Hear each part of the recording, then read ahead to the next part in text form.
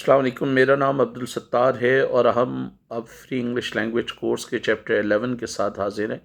Chapter 11 में basically मैं ये बताना चाहता हूँ कि आप जैसे मैंने पहले भी आपको ये बताया था कि अगर आप उर्दू में कोई जुमला बोलते हैं तो जुमले के आखिरी अल्फाज इस बात की निशानदेही करते हैं कि आप क्या बोलना चाह रहे हैं। तो आज मैं आपको बता रहा हूँ कंपल्शन सेंटेंसेस। अगेन अगर ग्रामर की किताबों में आप देखें तो उनको मुख्तलिफ नाम से होगा। मैं सादा अल्फाज में आपको समझाना चाहता हूँ। जब कोई शख्स या कोई सब्जेक्ट अपनी मजबूरी या ज़िम्मेदारी बताए या फ़राइज़ बताए, जैसे मैं कहूँ मुझे सुबह सवेरे उठना पड़ता है, इसका मतलब ये मेरी मजबूरी है, ज़िम्मेदारी है। मुझे अपने बहन भाइयों को पढ़ाना पड़ता है, मेरी ज़िम्मेदारी है। मुझे टैक्सेस अदा करने पड़ते हैं, मेरी ज़िम्मेदारी है। तो पहले हम इसको प्रेजेंट में पढ़ेंगे। जब किसी की मजबूरी आप ज़माना हाल में बताएंगे, इनको हम कंपल्शन सेंटेंसेस का नाम दे सकते हैं, मजबूरी के जुमले। तो इसमें जब आप किसी की मजबूरी बताएंगे तो उर्दू में जुमला कैसे शुरू होगा? नेचुरली फिर उर्दू में जुमला मैं तुम हम से तो शुरू नहीं हो सकता। आप ये तो नहीं कह सकते मैं लड़ना पड़ता है, तुम जाना पड़ता है, ऐसे तो नहीं बोलते। या हम क्रिकेट खेलना पड़ता है, या वो मेहनत करना पड़ता है, इस तरह तो नहीं बोलते।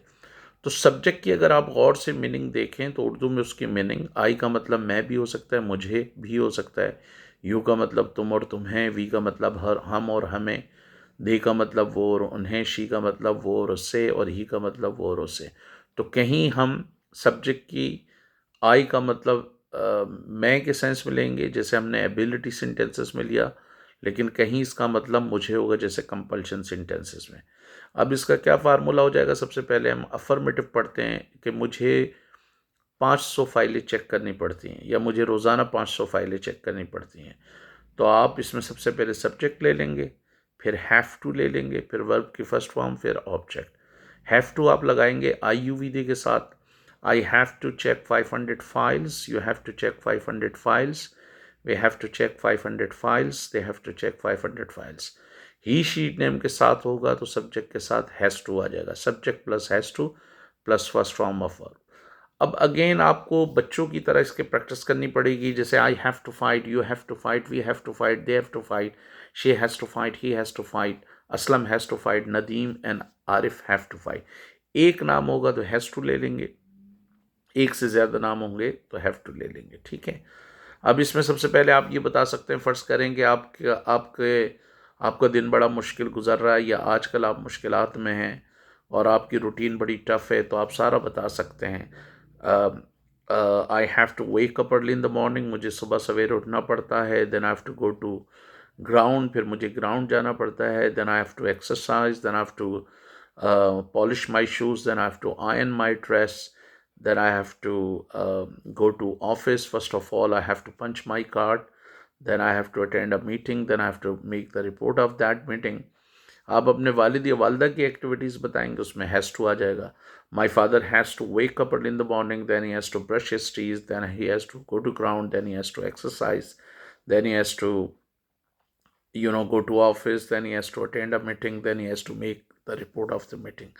इसी तरह पाकिस्तान में ख़वातीन को किन मसाइल का सामना करना पड़ता है, बच्चों को किन मसाइल का सामना करना पड़ता है, गरीब लोगों को किन मसाइल का सामना करना पड़ता है, सारा इसमें आप बता सकते हैं। In Pakistan poor children have to work hard, गरीब बच्चों को मेहनत करनी पड़ती है। दे हैव टू टॉयल, उन्हें मुशक्क़त करनी पड़ती है। They have to wake up early in the morning, they have to clean cars, they have to sell flowers, they have to sell newspapers, they have to sell towels, they have to sleep on footpath. In the same way अगर आप ये बताना चाहें कि students को किन मसाइल का सामना करना पड़ता है, they have to pay heavy fees, they have to buy so many books, they have to work hard, they have to complete their homework. मज़दूरों को किन मसाइल का सामना करना पड़ता है, सियासी कारकुनान को किन मसाइल का सामना करना पड़ता है, सब कुछ आप इसमें बता सकते हैं। अब इसको आप कैन से कनेक्ट भी कर सकते हैं। जैसे मैं कहूँ go I can't go to Lahore because I have to take permission from my parents. मैं लाहौर नहीं जा सकता क्योंकि मुझे अपने वालिदैन से इजाज़त लेनी पड़ती है। She has to work hard, she can't come here at 4 o'clock, वो यहाँ 4 बजे नहीं आ सकती because she has to attend a class, क्योंकि उसको क्लास अटेंड करनी पड़ती है। तो अब इसमें सारा आप कैन से इसके जुमले मिला सकते हैं। आई कांट चैलेंज हिम, मैं उसे चैलेंज नहीं कर सकता because I have to depend on him, क्योंकि मुझे उस पर इन्हिसार करना पड़ता है। तो ये इसका इकरारिया हो गया। अब चैप्टर 12 में मैं कोशिश करूँगा कि इनकारिया, सवालिया, सवालिया, इनकारिया सब हम कर लें।